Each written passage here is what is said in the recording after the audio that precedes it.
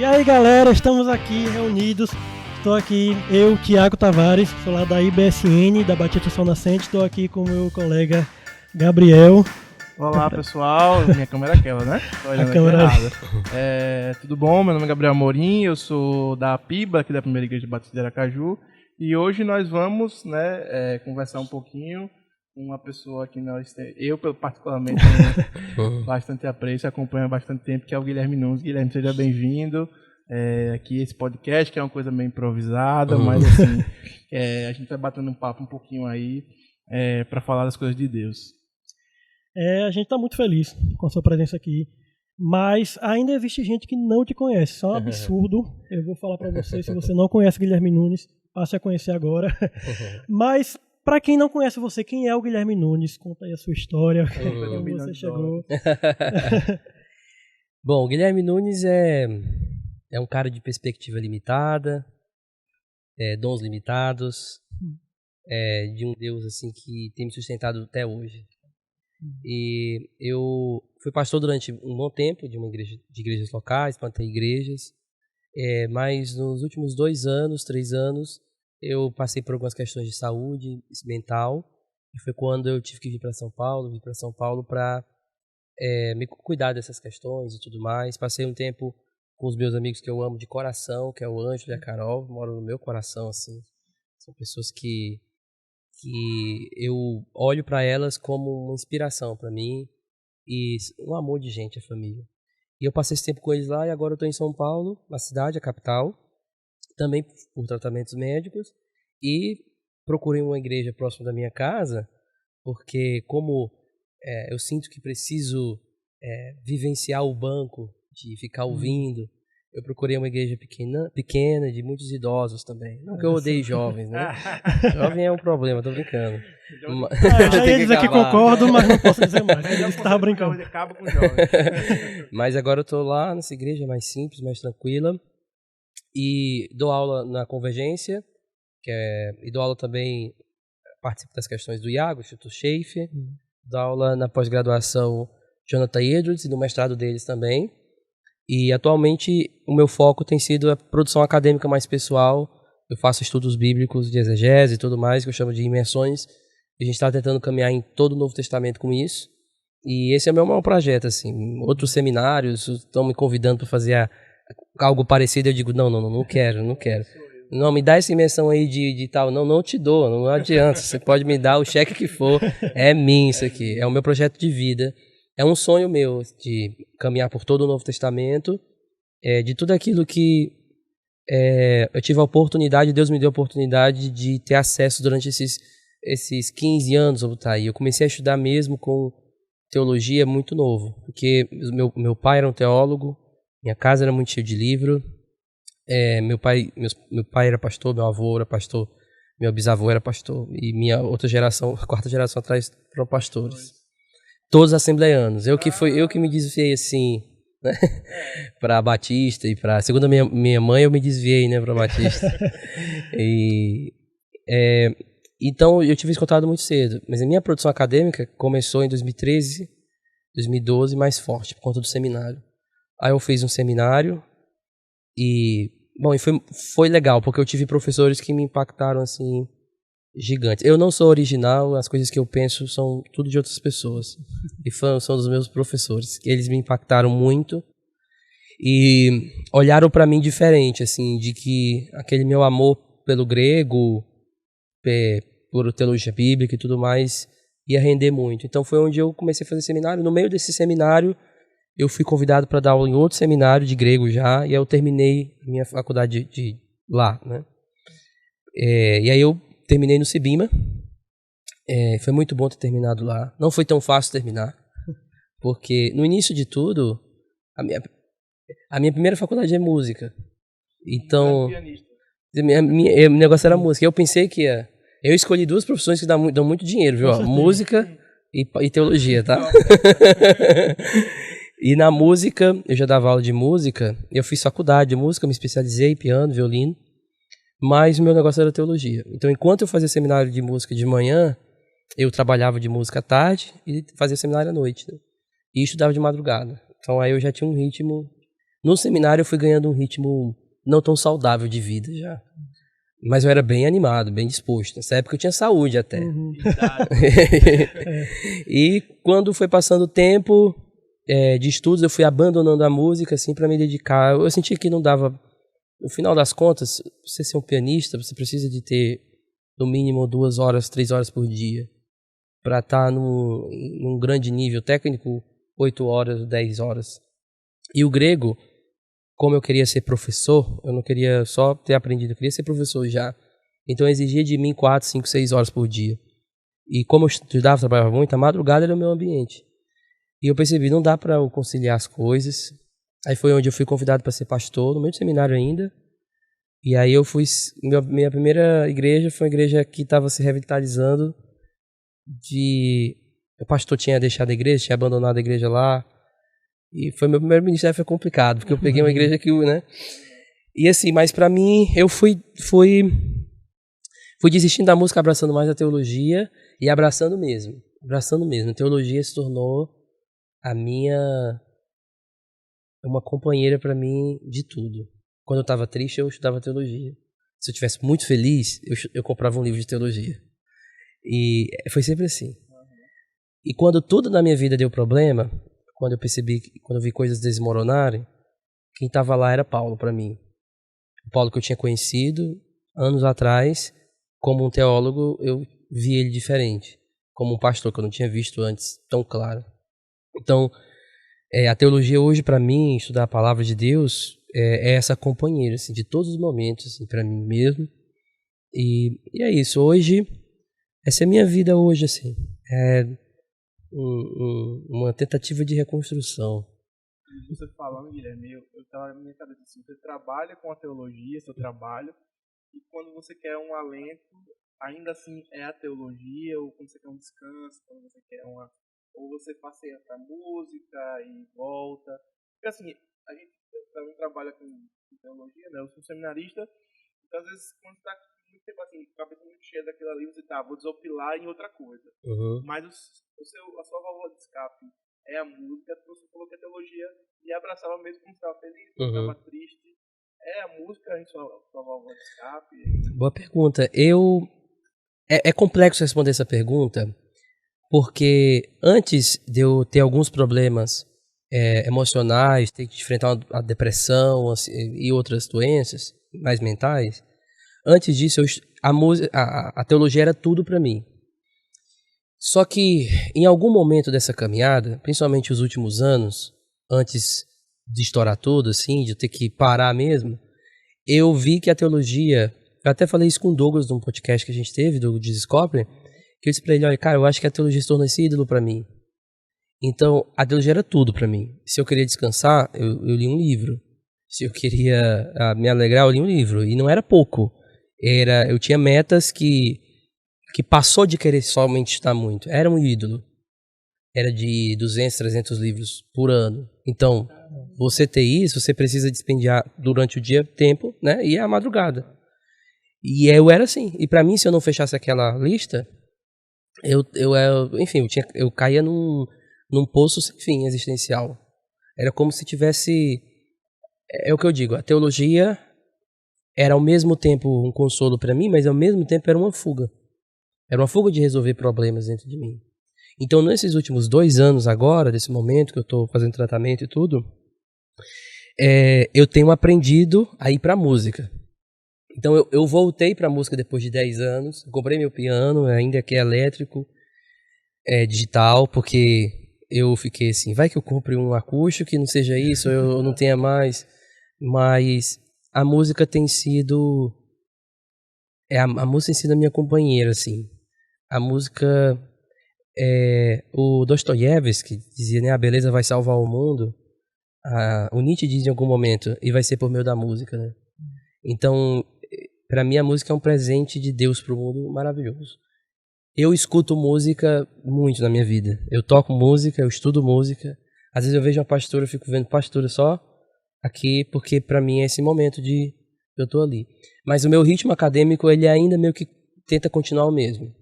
Porque é como se meu corpo tivesse acostumado a viver num ritmo e agora eu estou aprendendo a parar para fazer outra coisa. Então eu tenho que parar e dizer, eu preciso sair daqui. E aí eu saio de casa. Se não, eu fico a semana inteira dentro de casa, semana inteira ali, lendo, normalmente. Tem um problema, eu fico ali. Mas, de novo, isso não é uma questão de caminho correto, isso é uma questão de fuga. Então, às vezes, o estudar muito, ele não revela um coração saudável, ou um coração que gosta e que está interessado. Pode até revelar, mas está misturado com algum tipo de ídolo ali. E é muito difícil isso, mas a teologia pode virar esse ídolo. A teologia pode virar esse... Você está atrás da teologia em si, você não está atrás da pessoa. Então, é como se eu tivesse... É como se eu quisesse... Antes, nos últimos anos, era como se eu estivesse querendo somente as palavras que saíssem da boca de alguém e não quisesse esse alguém que estivesse falando.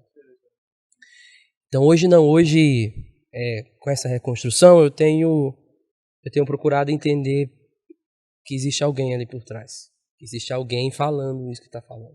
Teologia é extremamente pessoal. Então, mesmo trabalhando para... Eu trabalhei há algum tempo como pesquisador assistente para pessoas de pós-doutorando. E mesmo estudando para eles aquelas coisas mais complexas, chatas pra caramba também, algumas assim, insuportáveis de estudar. Mas mesmo estando lá, estudando aquilo, eu via como se eu estivesse chegando mais perto de Deus. Sabe? Ou seja, para mim, essa união entre devoção e estudo, ela pode ser aproximada muito. Desde que você entenda que tudo que você estuda é sobre alguém, sobre uma pessoa mesmo. Mesmo que seja muito difícil, mesmo que seja um artigo complexo, você está atrás de entender melhor as palavras de uma pessoa que falou aquilo. É você trazer a pessoalidade para o estudo.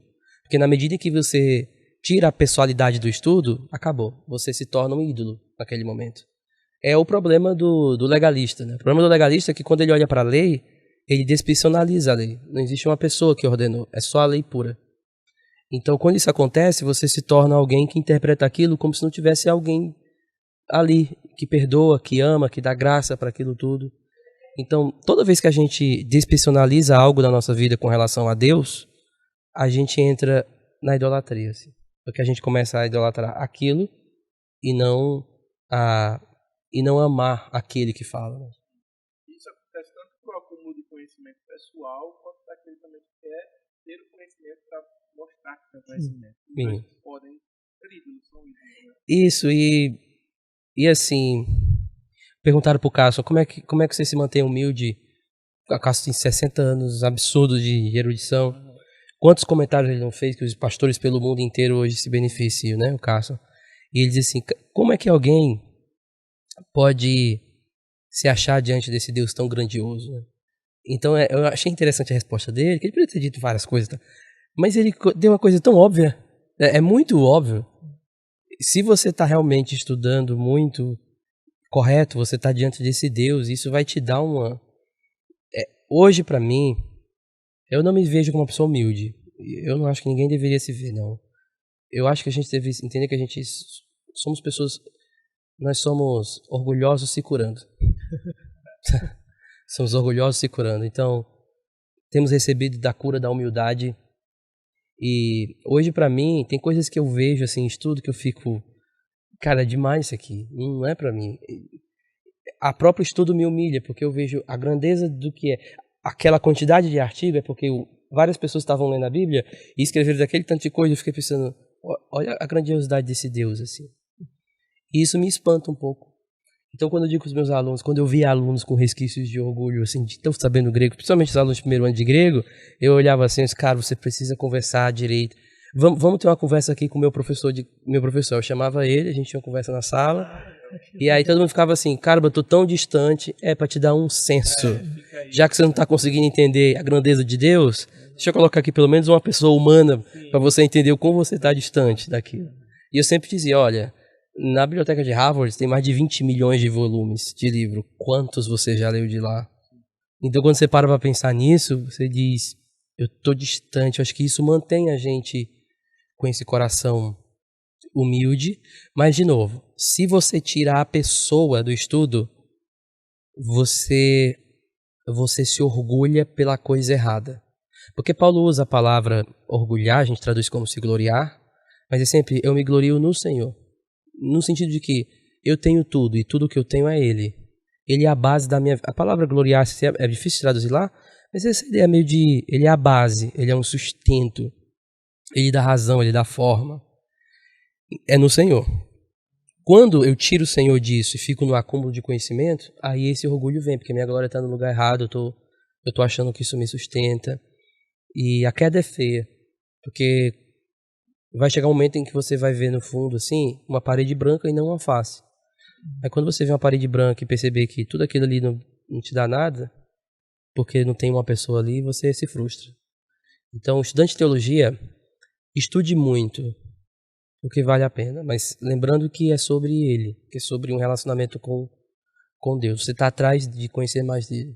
Esse é um impulso de conhecimento. E se for para conhecer mais, vai ter alguém que vai ser sempre vai ter alguém que vai conhecer muito mais que você, vai ser muito melhor do que você. Não é sobre isso. No nosso mundo hoje, no meu Instagram, a maioria das perguntas são: qual é o melhor disso? Qual é o melhor daquilo? E isso existe, obviamente. Existe uma coisa que é melhor do que a outra. Ok? Só que, ao lado desse mundo, que é todo assim de hierarquia, coisa melhor do que a outra, existe um mundo que também, cada coisa, na verdade, está no seu lugar. Não é porque uma coisa é melhor do que a outra.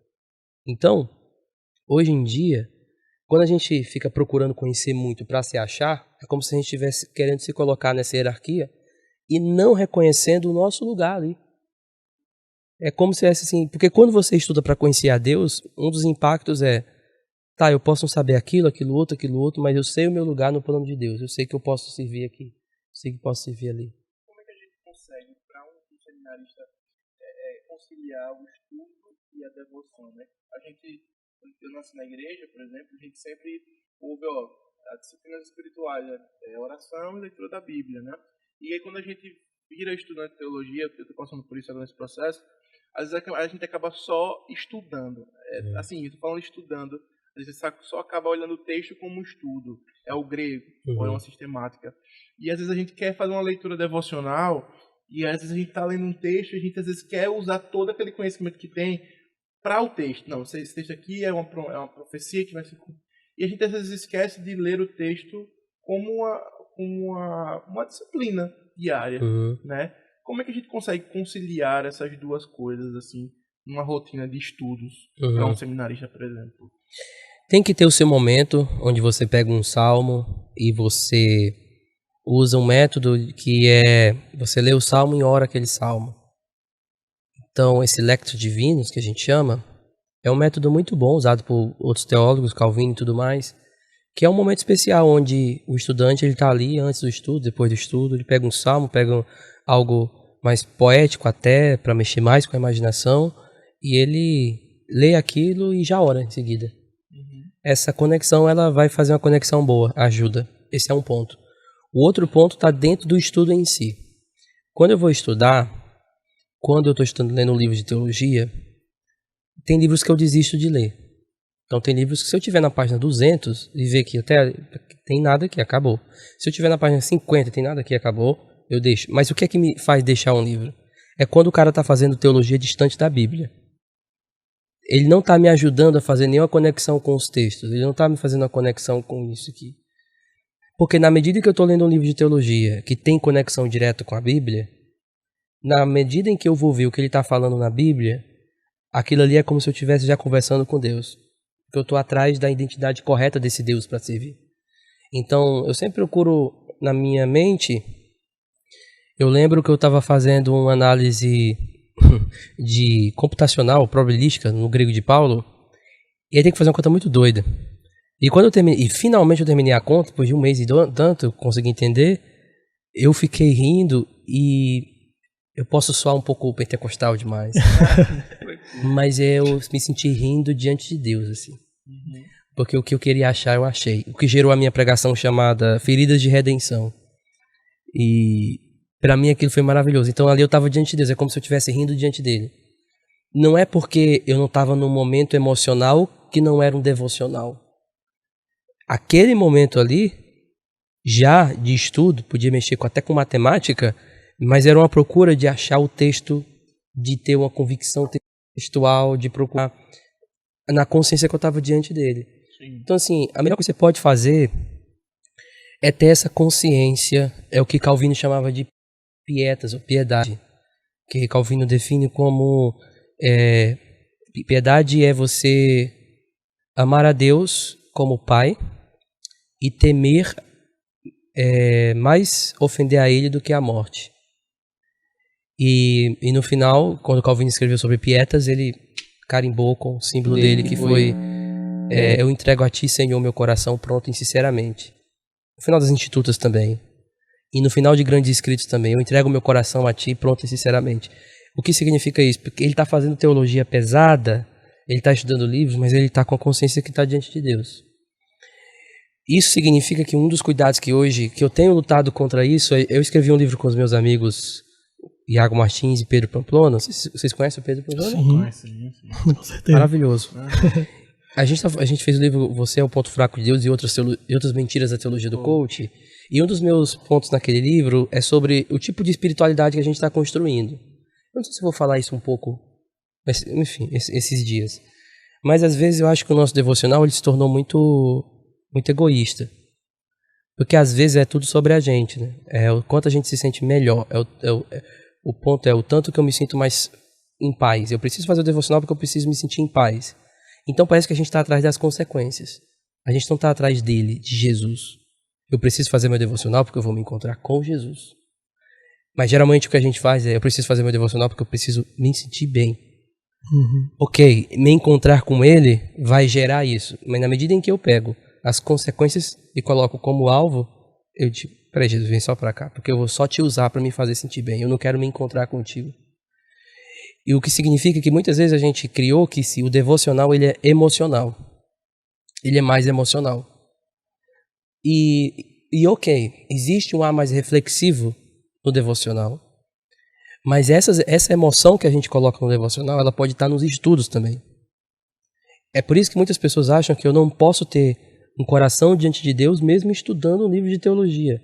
Porque para elas o emocional não está aparecendo, portanto não está devocional aquilo. Então, meu ponto é que, às vezes, a gente reduziu o devocional ao emocional. Sim. E aí, quando a gente faz isso, estudar fica seco. Porque a gente acha que estar diante de Deus é sempre estar com o emocional ativo no seu mais pleno nível, ou de chorar. Então, e nem os salmos são assim. Né? Os salmos, para mim, é como se fosse Chopin. Porque em Chopin você vai ter valsas, que é um ritmo mais feliz, mas você vai ter os noturnos, que é mais tristes, mas você vai ter sonatas que te dão uma sensação de nostalgia, você vai ter outras emoções. Os salmos te oferecem outras emoções. Mas no nosso ocidente, nessa nossa área, geralmente as emoções que a gente conhece são os picos, alegria, tristeza, ou emoção de chorar por algo e tal. Mas existem outras emoções presentes. O que eu quero dizer com tudo isso é que num devocional, às vezes a gente reduz ele ao emocional. Às vezes quando esse emocional não vem, o que a gente diz é eu não vou fazer devocional, não sinto nada. É como se a gente tivesse reduzido o nosso encontro com Jesus, não ao tanto que nós estamos com ele pela fé, mas o quanto nós nos emocionamos com ele. As emoções são importantes, elas vão estar ali, elas vão aparecer de formas variadas. Então quando você estiver estudando teologia, como aluno de primeiro ano, o que você geralmente vai sentir é essa emoção que você deposita no devocional, não presente no estudo. Mas isso não significa que você não vai ter Deus diante de você naquele momento. Então a disposição do coração nos estudos é muito importante. Sim. E olha, quando falta essa disposição, é onde alunos de teologia mais erram. Quando eu dava aula de teologia, que eu via alguns alunos meus, eu olhava assim e disse assim, como é que eu vou passar esse cara? Esse cara, se ele se virar pastor, o problema que ele vai dar para a igreja. Agora, por que eu dizia isso? Porque o cara fazia teologia e ele não estava diante de Deus. Ele não estava com a preocupação de que aquilo é sobre igreja. Ele não estava. Então, a resposta para a pergunta é como é que eu posso unir? É ter o seu momento, ter o cuidado em não reduzir o devocional a um tipo de emoção que vai fazer com que você ache que os estudos é muito inferior, eu deveria passar mais tempo no devocional. Não, tenta trazer essa emoção até para os estudos, ou variedades de emoção. Sim. Tá? Ali para os estudos e tudo mais. Então, e sempre com essa disposição de que está diante de Deus. Pra mim, esse é o caminho, assim. Tiago, eu tô fazendo pergunta. Não, tranquilo. Não, eu estava refletindo aqui sobre o que vocês estão falando. Você, como um seminarista, e eu achei engraçado que a gente tem uma coisa em comum, que você deu uma lista de eventos, de coisas que o Guilherme faz e que você participou. Eu tenho uma coisa em comum com você, que eu quis participar da maioria delas, mas não participei, mas um dia. Isso acontece também não só com seminaristas, né? E eu acho importante até você falar sobre isso. Você comentou sobre a parte final do livro. Esqueci o nome do livro agora. Falhou na minha mente. Não, o seu livro com o Guilherme. Sim. Sobre a teologia do coaching, né? Sim. E aí é uma coisa que a gente faz também. Mesmo que você não estude, você ainda continua trocando o alvo pelas consequências. Eu acho isso muito, muito interessante, muito importante. E tem me tocado no que estou amando ver a conversa, estou amando participar. Porque a gente tem que ter cuidado com o que eu sempre falo, não sei se eu vou falar nesses dias sobre isso, mas é a espiritualidade da performance, que é o tipo de espiritualidade onde ela é medida no tanto que eu fui bem em alguma área. Por exemplo, eu li muito a Bíblia nessa semana, eu orei muito. Isso indica alguma coisa. Mas pode indicar muitas outras coisas. Isso não é tão seguro como a gente pensa. Sim. Porque um legalista faz a mesma coisa. Agora, qual é a diferença? É que na espiritualidade da performance, eu me sinto bem por aquilo que eu fiz. E como eu falei antes, e não porque eu me encontrei com alguém. Então, eu não vou ler a Bíblia porque eu preciso bater o meu ponto e sentir que eu estou crescendo em espiritualidade. Eu vou ler a Bíblia porque eu vou me encontrar com Jesus. Eu vou ler a Bíblia, eu vou orar porque eu vou me encontrar com alguém. Não é porque eu vou estar ali, eu posso orar diante de uma sinagoga toda a Bíblia e aquilo não ser nada. Então, eu acho que a gente esquece do básico, muitas vezes na nossa espiritualidade, que é tudo sobre um encontro com Jesus. É a espiritualidade do Evangelho de João, a gente vai falar um pouco isso amanhã à noite, de como João deseja que a gente entenda que não existe espiritualidade à parte de Jesus. E isso pode ser muito simples, mas em termos práticos às vezes a gente constrói nossa espiritualidade tanto em performance e não em relacionamento, que a performance cansa. E aí tem um momento que a gente está cansado de ler a Bíblia, tem um momento que a gente está cansado de orar. Aí você não orei essa semana, não fiz isso. A espiritualidade da performance, ela vai falhando. Sim. Agora, a espiritualidade do encontro é diferente, porque, olha, eu estou muito cansado, mas eu não posso deixar de me encontrar com o meu Senhor. Mas também eu não preciso ler 1000 textos, porque eu posso encontrar Ele nas mínimas palavras. Eu não preciso fazer orações de dia e gigantes. Não, como é um encontro, Ele sabendo do meu coração, eu não preciso dar muitas palavras. As maiores orações da Bíblia, nos momentos mais dramáticos, são curtíssimas, né? A de Jonas, a de Pedro, Senhor me salva. Sim. Então, a espiritualidade do encontro, ela é a espiritualidade que nos tira desse cansaço moderno, onde até as pessoas estão cansadas de ler a Bíblia, estão cansadas de orar. E quando dizem, não, irmão, tem que ler a Bíblia porque crente lê a Bíblia. A gente entende quando a pessoa quer dizer isso. Só que não é sobre isso. A gente vai ler a Bíblia porque a gente vai se encontrar com Jesus. Quando a gente ama alguém, a gente pode estar morto de cansado, a gente pode estar até com a disposição meio mal, mas a gente vai ligar, a gente vai dizer, a gente ama alguém do nosso lado, e aí, foi tudo bem hoje? Como é que tá? Porque eu estou num encontro. Eu não estou somente para bater um ponto. Então, para mim, isso marca muito pessoas que são seminaristas ou não, e o cristão na igreja. Porque quando ele entende isso, ele vai perceber o que é a igreja. É a comunidade do meu mestre. Eu vou me encontrar com ele lá, com as pessoas. Sim, eu vou ler a Bíblia porque eu vou me encontrar com ele lá. Eu vou orar porque eu vou me encontrar com ele lá. Eu não posso deixar de estar com ele. Ele se tornou é o que Paulo chamaria, seria uma implicação direta do que Paulo chama de em Cristo. Paulo usa muito esse termo, né? Quase todas as cartas. Então, em Cristo de Paulo é essa conexão com Jesus, que ela é indestrutível e que de alguma forma agora eu devo pensar toda a minha vida à luz dessa conexão. Em termos práticos, de novo, quando eu estou lendo a Bíblia, eu estou com Ele, me encontrando com Ele. Quando eu percebi isso na minha vida, quando eu percebi que eu estava na performance, isso bateu assim de frente, porque eu pensei, eu estou tão distante de Jesus. e ele querendo estar tão perto, né? Sim. Então é isso. E assim, eu tô professor de EBD daqui da classe de jovens, a gente está estudando o Sermão do Monte, né? E uma das coisas que Jesus está preocupado ali é com o coração. Uhum. Como está o seu coração, né? Os fariseus faziam tudo ali, Deus, eu faço isso, mas como está o coração? Inclusive, Jesus diz assim, olha, se a tua mão te faz pecar, arranca e joga no inferno.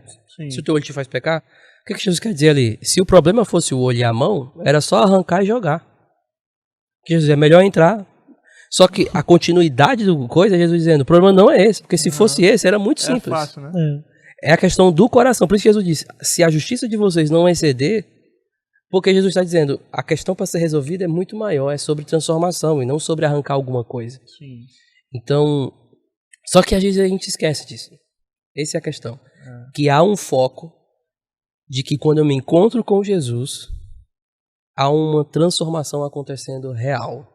Porque é um encontro de transformação. Mas quando eu quero me encontrar comigo mesmo e numa avaliação do meu próprio ego em termos espirituais, aí eu vou até usar a Bíblia para isso. Ao quão ousado a gente pode ser. Eu uso a Bíblia para mostrar para mim mesmo que eu estou indo bem. E você percebe o quanto isso é uma decadência espiritual. Né? William, assim, agora a gente falando um pouco mais de teologia bíblica, e eu aprendi com você que a teologia bíblica é uma mentalidade, né? Uma forma da sincronia, diacronia, e eu gosto muito desse conceito. E aí falando um pouco mais do nosso congresso, né? O verbo se fez, né? E aí quando a gente vai fazer uma atividade de sincronia, eu chego lá em João capítulo 1, né? O princípio era o verbo, era a palavra, e aí João vai era a luz, aquela coisa toda, e chega no versículo 14, né? Ele se tornou carne, a palavra virou carne, né? E assim, eu queria saber quais são as aplicações e as implicações da corporalidade do nosso Deus, né? Na pessoa do Cristo, para nós, assim, o que é que João queria falar com aquilo ali. Eu queria que você, talvez seja um pouco do spoiler que a gente vai falar, mas assim, achei que essa corporalidade de Cristo, assim, por que é tão importante, o que é que se aplica a nós, entendeu? Uma das palavras que João usa muito, João usa 7 vezes a palavra sinal, semeron.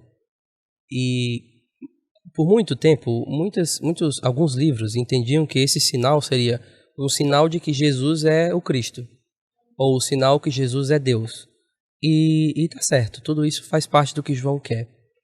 Mas uma das coisas muito importantes de João é que sinal, para João, semeron, é um sinal, na verdade, de que Deus está operando nesse homem.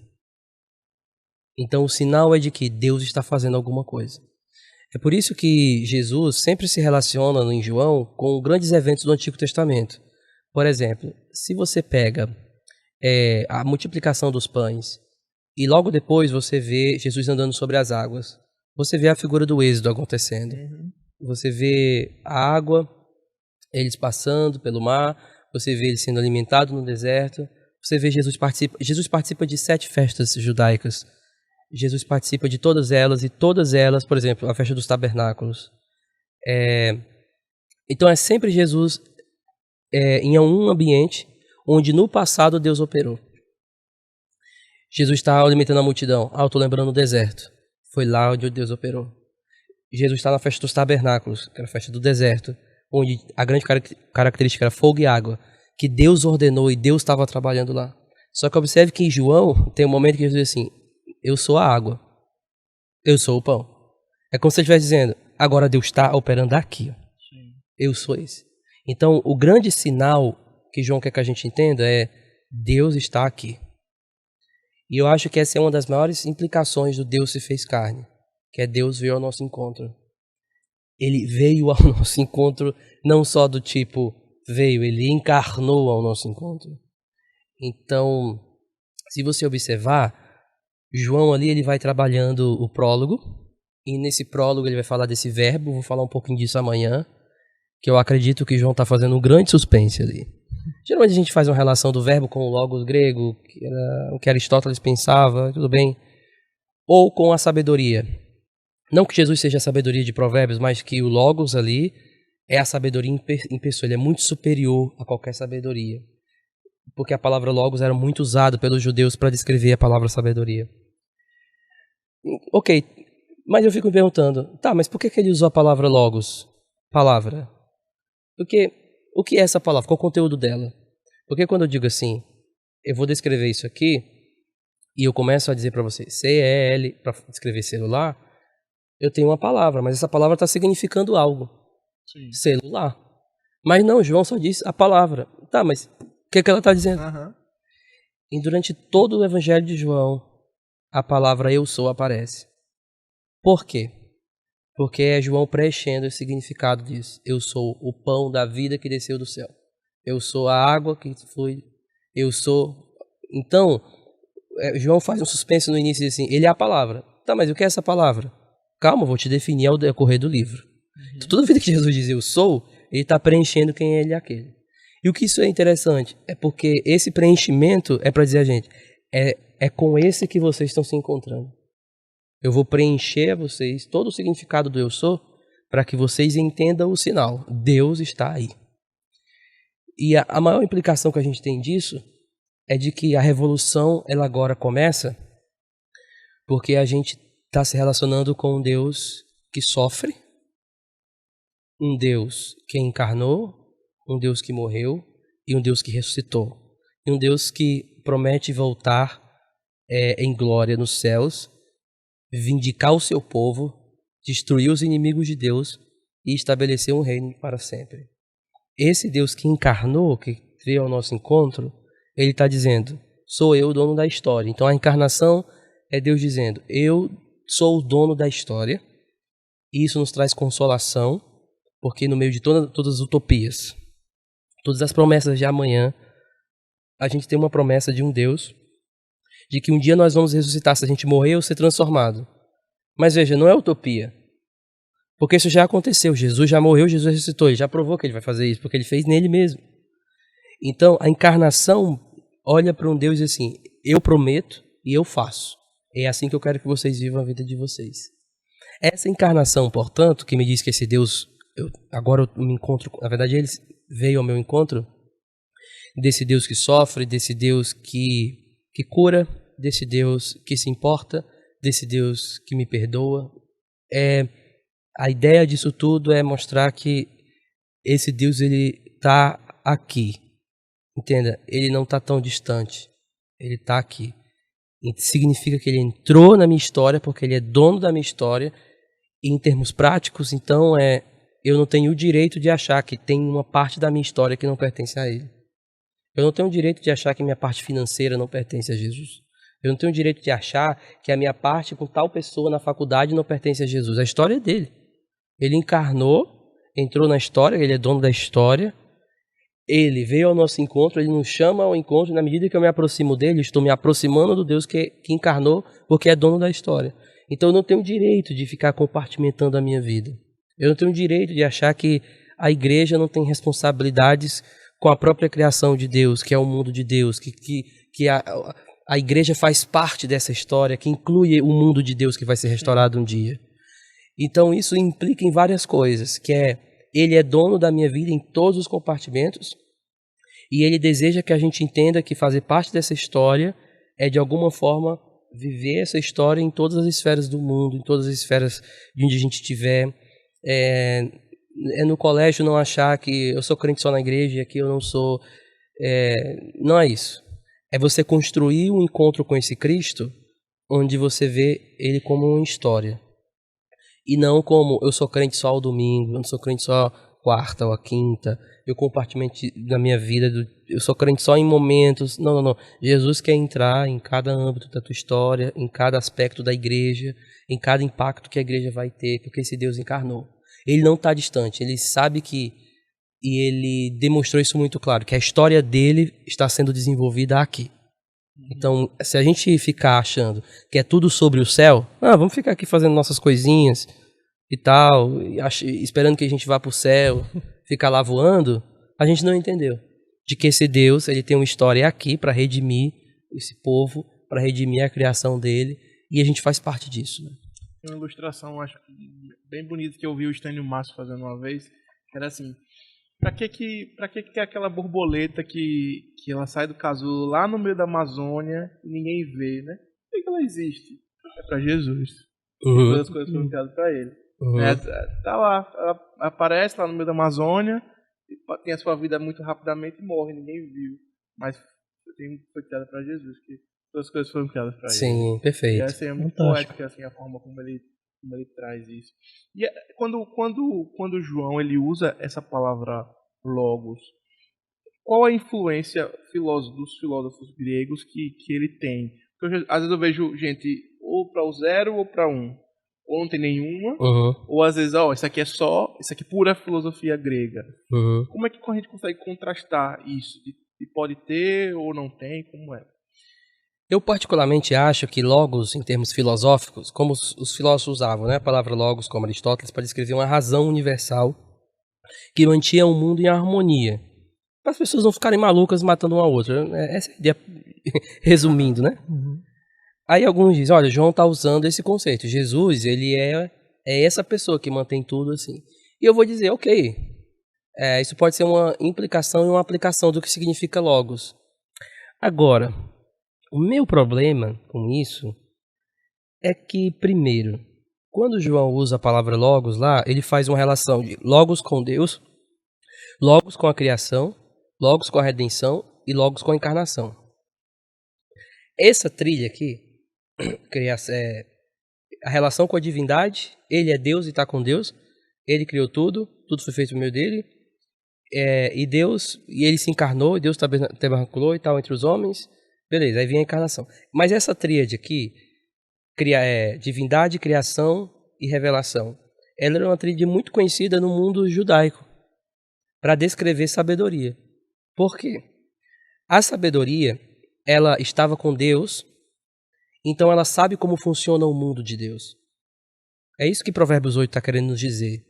De que aquela sabedoria que estava com ele na criação, ela é importante para nós hoje, porque como ela estava com ele na criação, ela sabe como funciona o mundo de Deus e por que Deus fez tudo. Então lá em Provérbios você vai ver a relação de Deus com a sabedoria e logo em seguida a relação dessa sabedoria com a criação. É a mesma coisa que João está fazendo. Mas em João não está só dizendo Jesus é aquela sabedoria de Provérbios. João quer que a gente pense, ele é muito mais do que aquilo. Então, só que João faz o seguinte, Jesus é essa sabedoria, esse sábio agora. Ele não só estava na criação, mas ele fez todas as coisas. Então ele está autorizado a quê? A revelar Deus. Porque ele sabe como funciona o mundo de Deus e quem é Deus. Só que no caso de João, porque ele é Deus. Ele é o próprio Deus. Então, para mim, as relações que João está fazendo no prólogo, elas se aproximam muito mais do contexto de sabedoria do que dessa questão filosófica. A parte disso, os estudos em que fizeram relação de logos com a filosofia, agora vou ser um pouquinho mais teórico, mais chato, mas as escolas alemãs de 1800, quando elas começaram a fazer o que a gente chama da primeira busca do Jesus histórico, o que foi essa busca? Eles olharam para a Bíblia e disseram, a gente precisa tirar todo esse lado de milagres e tudo e tentar ver Jesus como o homem que ele era. Então eles começaram a fazer uma busca histórica. A primeira coisa que eles fizeram foi, a única forma da gente ver sentido nesse Jesus histórico, onde ele não faz milagre, é o Jesus como humano, é se ele tiver um acesso à filosofia. Então, a partir da escola alemã, paulina, a relação João-filosofia, o Evangelho de João, e Jesus como filósofo ficou muito acesa. Por quê? Porque eles não queriam acreditar no Jesus judaico, no Jesus judeu. O que aconteceu foi que na segunda busca, na terceira, principalmente num teólogo chamado Rudolf Bultmann, foi fazer com que Jesus ficasse mais sendo lido à luz da filosofia do que no seu background como um judeu de Antigo Testamento. Então a maioria dos comentários de João é tentando fazer uma relação com Jesus em termos filosóficos. Mas o Evangelho de João coloca Jesus em todas as 7 festas judaicas. Jesus vai em todas as instituições, as 4 principais instituições, Jesus está lá. Casamento, religiosa, civil e de julgamento. Jesus vai nas 4. E Jesus vai nas 7 festas judaicas. Então, todo o livro de João é sobre Jesus com a sua relação com o Antigo Testamento. Mas no início, não. No início, para alguns, seria uma relação somente com a filosofia. Sim. Então, para mim, isso é um pouco difícil. Eu entendo que é melhor ler isso com relação à sabedoria, porque me parece que é isso que João, desculpa, é isso que João quer nos dizer. Ele é Deus, ele criou, ele sabe como funciona a mente de Deus, portanto ele pode revelar a Deus e, portanto, trazer a redenção. Eu acho que é esse caminho que o João está querendo fazer. Então, eu sei que eu tenho colegas meus que defendem que o Logos é filosofia. Tem uns que fizeram artigos, tem uns que fizeram vídeos, mas a gente concorda em discordar. Faz parte. Quer perguntar uma coisa? Não. A gente tá se caminhando já pro final. Eu tô preocupado com a garganta do Guilherme, que ele vai falar amanhã muito ainda. Mas eu sei que por você gostaria de falar mais 3 horas, 4 horas. Cara. E eu ouviria por mais 3 horas, 4 horas, muito tranquilo. Mas se você quiser fazer mais perguntas, tranquilo. Eu queria, na verdade, assim, saber sobre os seus planos eu vejo que você tem pensamento em lançar algum comentário bíblico, já vi você falando alguma coisa. Quais são os seus planos para a galera conhecer, querer comprar, adquirir, enfim. E eu gostaria só de acrescentar, se você quiser falar um pouquinho sobre as suas imersões que estão acontecendo agora, né? Também esse momento seria bem interessante. Tem gente que não conhece. Então, eu tenho um grande sonho, desde quando eu comecei o meu processo de estudos exegéticos, que é lançar comentários bíblicos. Ou pelo menos um na minha vida. E eu já tinha recebido uma proposta para fazer um comentário do grego bíblico de Gálatas. Eu cheguei a fazer o manuscrito, mas não terminei tudo. Então existe. Existe esse manuscrito. Tem acesso. E eu lembro quando eu fazia muita pesquisa para outras pessoas, eu fui reunindo esse material. E hoje eu ainda tenho esse sonho. Só que eu tenho muitas limitações. E de todos os tipos. Mas eu percebi que eu posso realizar esse sonho de fazer comentários desde que eu tenha paciência. E desde que eu tenha pessoas também para me ajudar a fazer isso. Foi quando veio as imensões. Sim. Então essas imensões é quando eu pego uma carta de Paulo, uma carta do Novo Testamento, algum livro do Novo Testamento, e eu quero oferecer tanto um lado pastoral e aplicação, mas também eu quero oferecer as diferentes perspectivas da leitura de muitos textos. A gente tem diferentes perspectivas. Simplesmente, por exemplo, a questão do batismo. A gente tem diferenças de batismo. Mas a grande pergunta é, por que tal denominação lê assim e outra lê dessa forma? Então, eu quero mostrar que existem essas outras perspectivas vivendo, né? Existindo.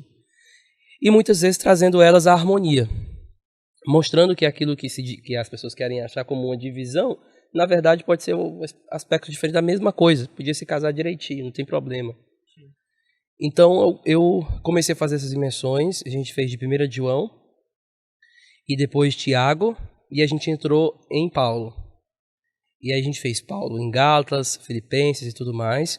E a gente trabalha com 4 aulas, uma aula bônus, geralmente voltada para a exegese, e trabalhando esses aspectos de um texto bíblico, com calma. Muito do que eu trago, por que eu quero fazer dessa forma? Porque, infelizmente, a produção literária de comentários no Brasil ela é baixa. E ela é baixa por um motivo muito simples. Não vende o tanto que poderia vender para poder garantir maior produção. As pessoas compram mais outro tipo de livro. E tudo bem. Então, o que acontece? Como a gente tem poucos comentários, muitas vezes a gente conhece só uma perspectiva daquele texto. A gente não conhece outras perspectivas.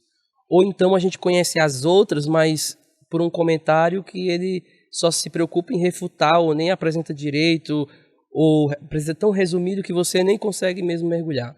Vou dar um exemplo. Quando N.T. Wright chegou no Brasil mesmo forte, a resposta imediata a ele foi que ele era um herege. Beleza, eu posso discordar do cara, né? Mas tipo assim, até um herege, né? Uma coisa... E assim, pra mim, agora por quê? Eu conheci assim, inclusive. Pois é. Depois que eu fui entender que não era. Pois é, e a gente fica assim, cara, como é que pode? E pessoas de nome falaram isso, tem os seus motivos, não vamos tirar, mas herege é muito forte. Pra mim é muito forte, né? Porque a gente está tirando a pessoa da comunhão, né? Não, da relação com Cristo. Não é só achar que ele está errando. Então, agora por que a reação foi muito forte? Dentre muitas coisas, a maioria da reação na internet foi porque era diferente. As pessoas eram assim, peraí, esse cara está falando isso desse texto? Quando comecei a dar aula, Os alunos perguntaram, o que, que o senhor acha? A maior pergunta era, o que, que você acha do anti-right? Eu disse assim, eu acho que ele está certo nisso. Aí a pessoa, quer dizer que o senhor não é reformado? Não, eu sou também. Aí, mas e aí, o senhor crê nas duas coisas? Qual é a contradição lógica entre as duas? Que a tradição tem que sempre empurrar, ser mais forte do que aquilo ali. Né? Pois é, e em alguns momentos, as coisas elas podem simplesmente vir. Eu não tenho. O meu problema com o anti-right é que ele quer negar o que a teologia reformada diz. Então esse é o meu único problema. Sim. Mas eu digo, cara, no que você afirma, eu acho muito legal, e eu acho que Paulo, ele fala disso. No que você quer negar, ou seja, que a teologia reformada está errada, aí eu já não concordo com você. Porque eu acredito que a teologia reformada também está olhando aspectos no texto paulino que estão lá. Então eu acredito que eu quero trazer essas outras perspectivas, não é para bagunçar a cabeça, não é para causar problema. Inclusive, nas minhas dimensões, eu tento mostrar para as pessoas sempre que o trabalho pastoral, ele às vezes não vai ter tempo para isso. Ou às vezes ele vai trabalhar uma linha só de perspectiva, porque é aquilo que ele tem, é aquilo que ele está trabalhando com a igreja, e que os alunos que estão aprendendo assim devem ajudar o seu pastor nisso e não ficar criticando. Eu tento fazer com que as minhas dimensões elas sirvam muito para a igreja e não atrapalhem os pastores na igreja. Porque às vezes algum curso de teologia pela internet pode mais atrapalhar o pastor que está lá, porque os seus membros estão fazendo teologia e chegam para atrapalhar. O pastor falou isso, mas deveria ter falado isso.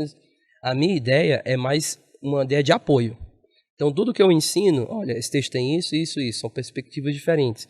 Elas podem se harmonizar assim, assim, assim. O seu pastor, às vezes, pode pegar esse aspecto, esse ou esse. Mas não significa que está errado, né? Porque ele está pegando um aspecto do texto, devido à riqueza do texto. Sim. E aí eu dou as aplicações.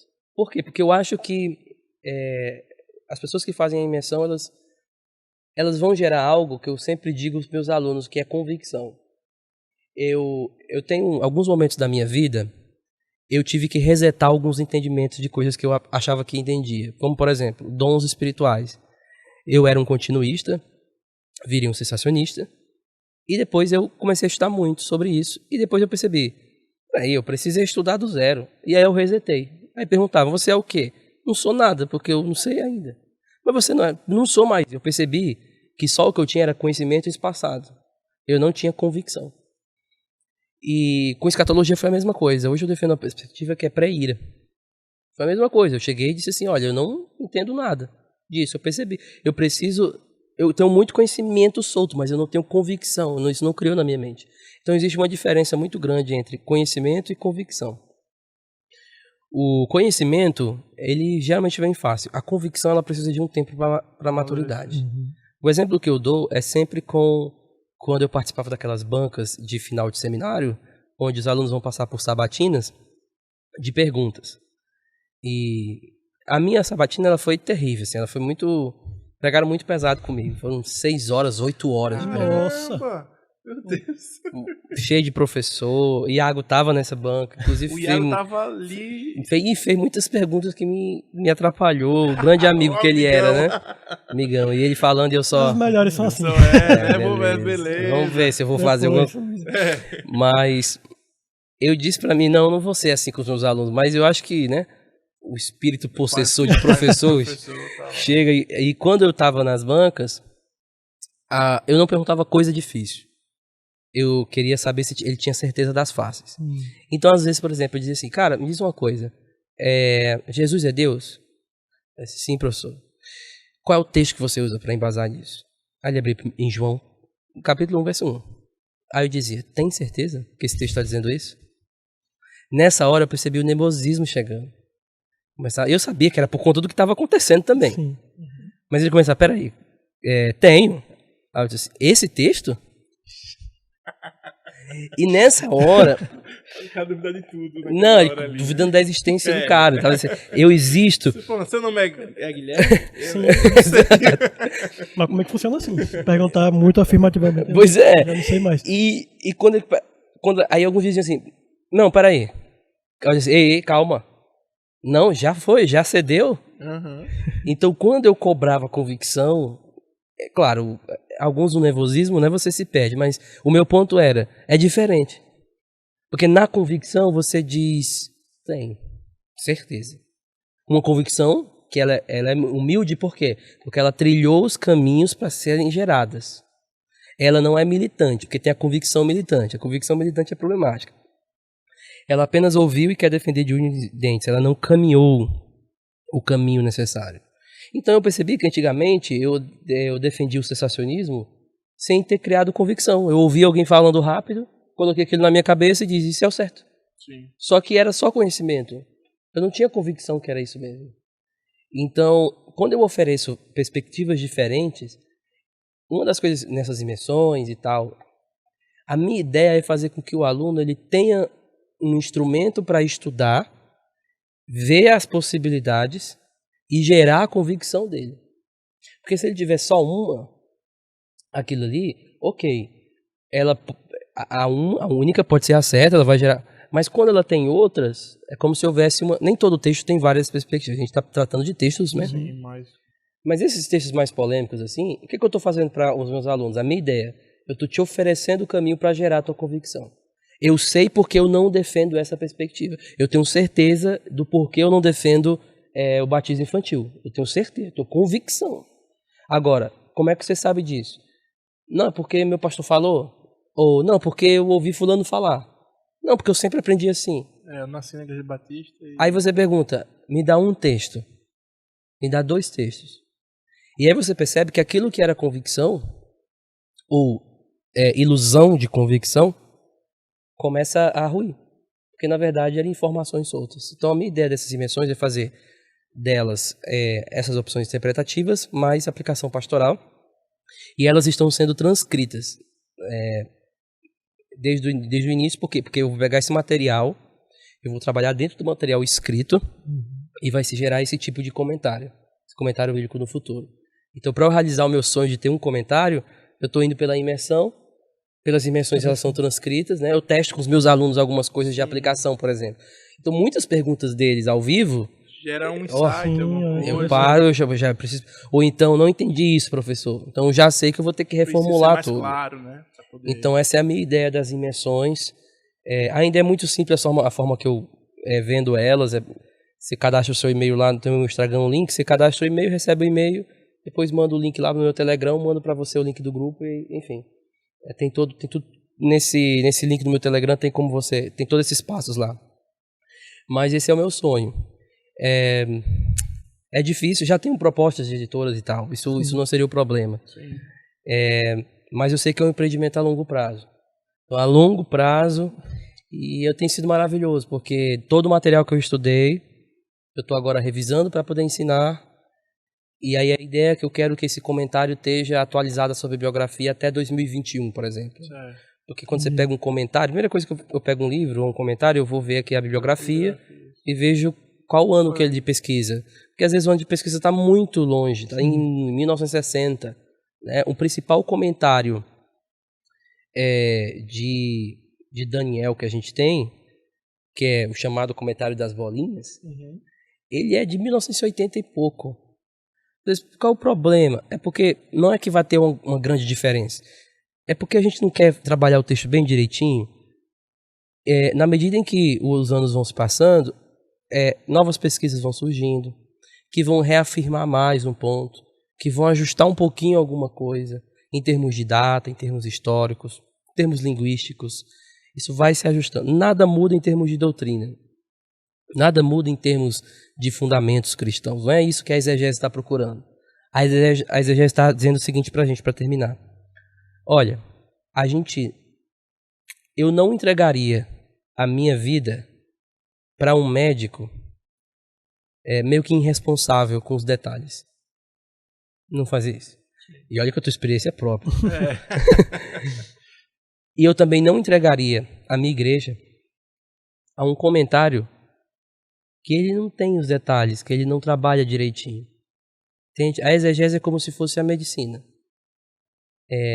Eu preciso entregar para um pastor, para um líder, para um irmão, quando ele for estudar, aquilo realmente ajustado, aquilo realmente seguro. Me perguntaram, por que você estuda tanto isso? Cara, eu desconfio muito de mim. Não, mas tal pessoa já estudou. E eu desconfio dele também. Então eu quero o máximo de coisa possível para poder eu ter certeza que eu estou perto do meu Senhor. Então eu vou entregar a minha vida a isso. O resto da minha vida é isso. É construir o máximo de... Eu já tenho, mas eu quero mais. E é isso, é a minha vida. Então, é uma ideia... É como a medicina.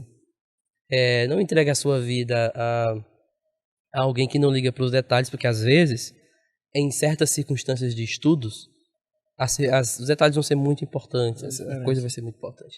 Ainda que isso não precise ser colocado para a igreja. Vale a pena ser colocado aqui, né?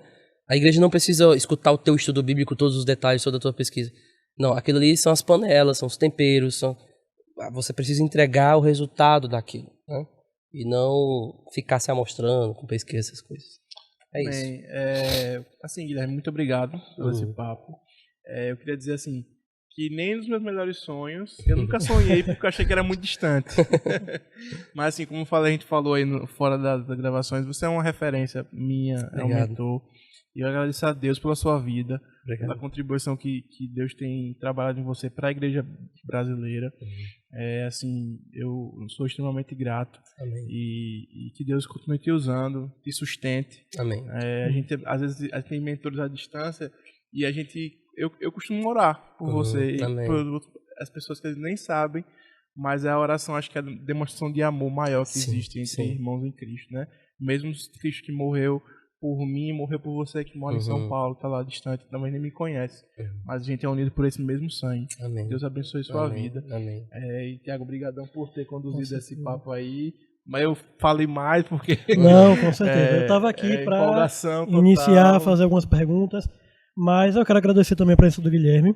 Foi fantástico ouvir. E eu concordo muito com você, Gabriel, quando você fala que é muito importante essas figuras que surgiram pra gente, né? Tem o Iago junto com você, o Pamplona, a Carol e o Ângelo, quando você falou, você disse que ama eles de coração, a gente não conhece e ama também. A gente fica, meu Deus do céu. Porque são pessoas que nos ajudaram muito, às vezes nos abriram os olhos para algumas coisas que são muito importantes. E você vê que há um resultado na juventude brasileira, pelo menos é o que eu percebo vendo alguns comentários, e que começaram com esse agir de Deus através da internet. Isso é fantástico. Chegou pra gente, sabe? E é isso, como ele falou, a gente nem esperava, né? Eu não imaginava que ia conversar com o Guilherme assim, pessoalmente. E eu tava pensando, será que o Guilherme, quando tá presencialmente, é aquela mesma coisa que a gente ouve lá na internet e é tão agradável, dá vontade de conversar por horas? Não, é mais interessante. É melhor estar aqui. É muito interessante, é muito legal. E prazer imenso de ter você aqui junto, porque foi como você falou, deixa que eu posso fazer as perguntas ao senhor, graças a Deus. Ele quase se desculpando, eu vou fazer as perguntas, viu? E ao mesmo tempo que deixe. Vai ser ruim pra você? Eu disse, não, maravilhoso, não. Tranquilo, eu vou quase ouvir, mas participar também foi um prazer. Espero que vocês tenham gostado muito, porque aqui pra gente foi muito legal. E é isso. Deus abençoe vocês, até mais.